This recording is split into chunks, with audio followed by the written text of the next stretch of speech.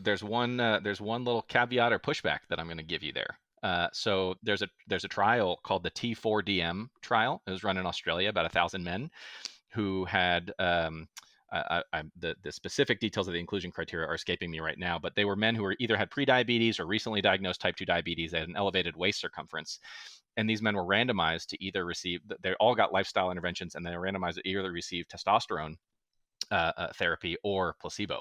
And then they followed these folks for a couple years to look at the rates of progression from prediabetes to diabetes and various other metrics. And so in this study, these men who had insulin resistance, prediabetes, diabetes, which is known to lead to decreases in testosterone, when they were put on testosterone, they did improve.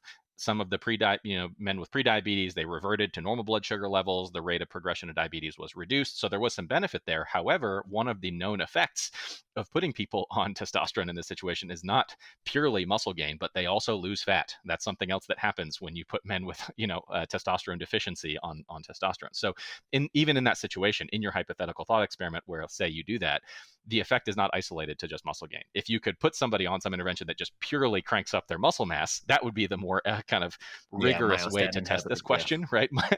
But even, myostatin's a whole separate thing. But in the world where you purely increase muscle mass versus the world where you purely decrease fat mass in people with obesity and obesity-related complications and things like that, that's a scenario where I'm with you. There is no question that the loss of fat mass is going to have benefits that exceed those of the muscle gain.